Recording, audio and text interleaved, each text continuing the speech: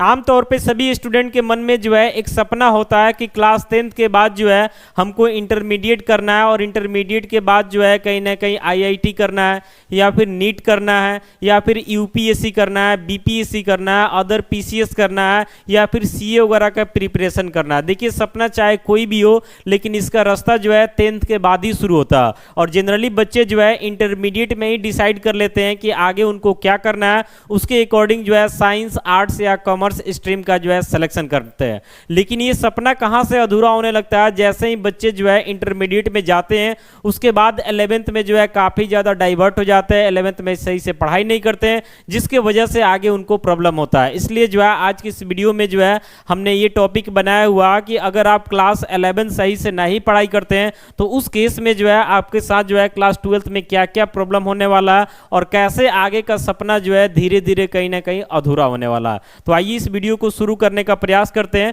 ध्यान से देखिएगा। सबसे पहले तो आपको हम बता देना चाहते हैं कि इंटरमीडिएट में आप साइंस भी ले सकते हैं, कॉमर्स भी ले सकते हैं, आर्ट्स भी ले सकते हैं।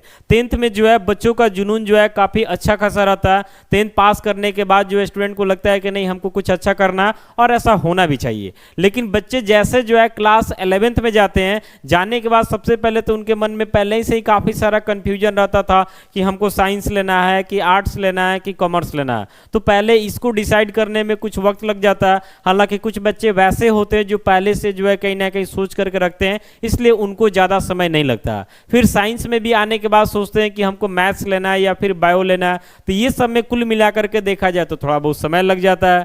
उसके बाद समय इसमें भी लगता है कि हमको सीबीएसई में जाना है कि स्टेट बोर्ड में जाना है, समझ रहे ना, ये सब में भी बच्चों का समय लगता है। इसके बाद फिर इसमें समय लग जाता है कि हमको जो है अपने एरिया में पढ़ाई करना है या फिर कहीं जो है अपने एरिया से बाहर जाना है, ऑनलाइन पढ़ना है कि ऑफलाइन पढ़ना। मतलब काफ़ी सारा बच्चों के मन में जो है कन्फ्यूजन होते रहता है और ये कन्फ्यूजन जो है कहीं ना कहीं आपके टाइम को भी जो है धीरे धीरे वेस्ट करता है। उसके बावजूद भी जो है बहुत सारे बच्चे क्या होते हैं कि 11th में सीरियसली पढ़ाई ना करके जो है इधर उधर के चक्कर में ज़्यादा रहते हैं और कहीं ना कहीं अपने टाइम को वेस्ट करते हैं। अगर मान लेते बाहर पढ़ने जा रहे हैं तो बार बार घर आना जाना, सही से 11th के सिलेबस को नहीं पढ़ना, इसके वजह से क्या होता है कि देखिए कोई भी जो है अगला क्लास यानी क्लास 12th का हम बात करते हैं तो आपका साइंस हो या कॉमर्स हो या आर्ट्स हो, ये जो है कहीं ना कहीं 11th के ऊपर डिपेंडेंट होता है। अगर आप 11th सही से नहीं पढ़ रहे हैं तो जाहिर सी बात है कि इसका असर जो है आपको देखने को मिलेगा। अगर आप आर्ट्स भी लिए हुए हैं ना और 12th में जाते हैं तो वहां पे भी जो है 11th का डिपेंडेंसी रहता है।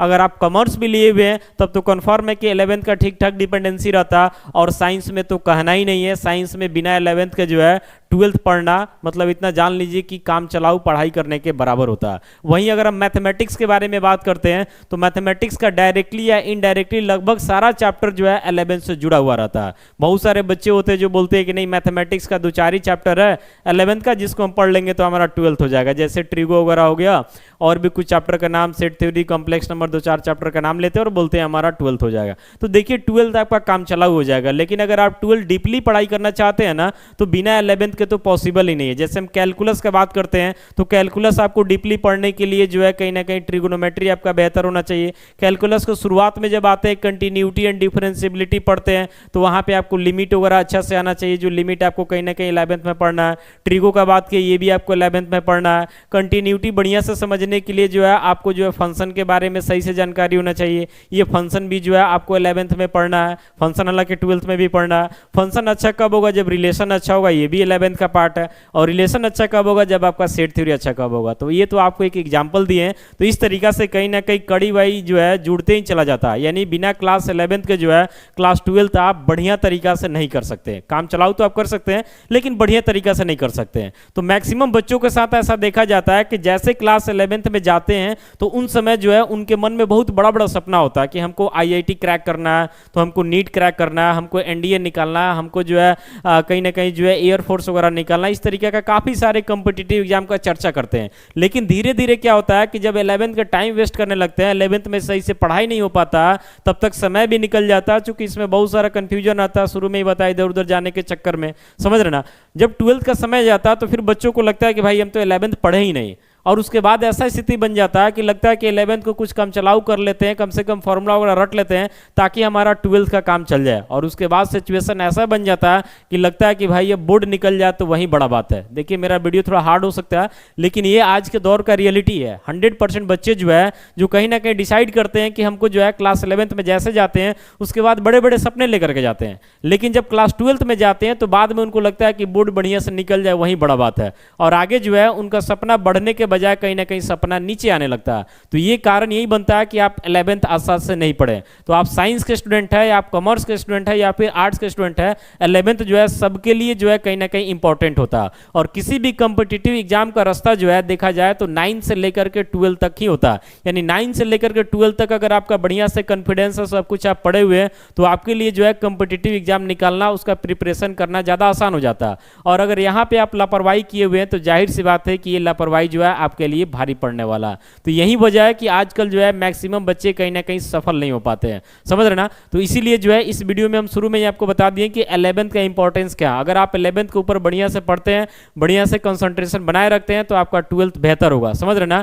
और आगे आप जो कॉम्पिटिटिव एग्जाम का सपना सोचे हैं वो सपना भी पूरा होगा। लेकिन अगर आप 11th बर्बाद कर लेते हैं तो आपका 12th भी बर्बाद होगा और आगे तो बर्बाद होगा ही। और किसी भी कॉम्पिटिटिव एग्जाम में 11th का रोल भी बहुत ज़्यादा रहता है। जैसे हम IIT नीट वगैरह का ही बात करते हैं तो इसमें 11th का रोल काफ़ी अच्छा खासा रहता है। इसके अलावा कॉमर्स में अगर CA वगैरह का बात करते हैं या फिर हम आर्ट्स में जाते हैं तो वहाँ पे जो है कॉम्पिटिटिव एग्जाम का बात करते हैं, हर चीज़ में जो है 11th का रोल रहता है। और साथ साथ ये भी है कि क्लास 11th और क्लास 12th अगर आप डीपली पढ़े हुए हैं ना तो आपके अंदर जो है पढ़ाई करने का एक कैपेसिटी आ जाता है, आपके अंदर जो है एक इफिशियंसी आ जाता है कि पढ़ना कैसे है, मेहनत कैसे करना है। ये सब जो है कैपेसिटी जब आपके अंतर्गत आ जाएगा ना तो आगे लाइफ में भी जो है आप किसी भी फील्ड में जाएंगे तो आपको जो है मेहनत करने का आदत बना रहेगा, आपको पता रहेगा कि रियलिटी क्या होता है, तो आप मेहनत करते रहेंगे तो आप सफल हो जाएंगे।